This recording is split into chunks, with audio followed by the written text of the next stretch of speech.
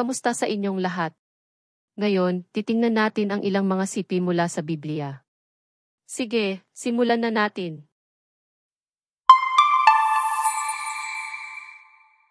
Amos Kapitulo 3 versikulo 7, tiyak na walang ginagawa ang soberanong Panginoon, nang hindi ipinahayag ang kanyang plano sa kanyang mga lingkod na mga propeta.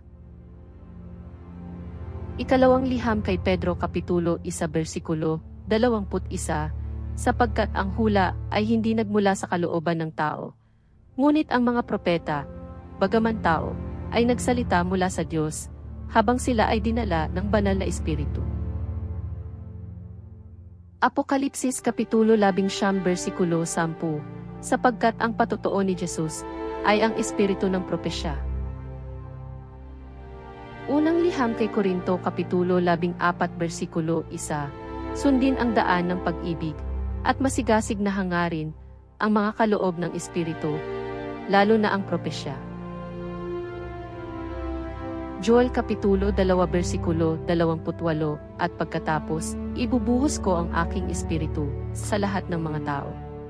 Ang inyong mga anak na lalaki at babae ay manghuhula, ang inyong mga matatandang lalaki ay mananaginip ng mga panaginip, ang inyong mga binata ay makakakita ng mga pangitain.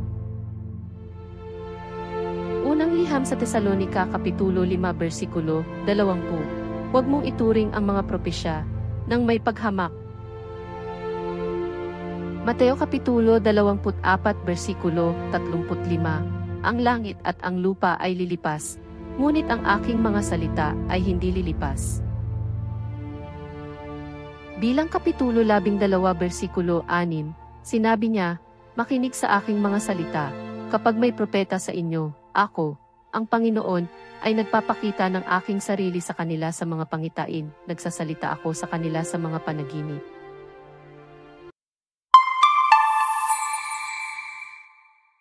Naway mapuno ang iyong araw ng kagalakan, kapayapaan, at hindi mabilang na mga pagpapala. Manatiling positibo at yakapin ang kabutihan sa paligid mo. Salamat sa panunood.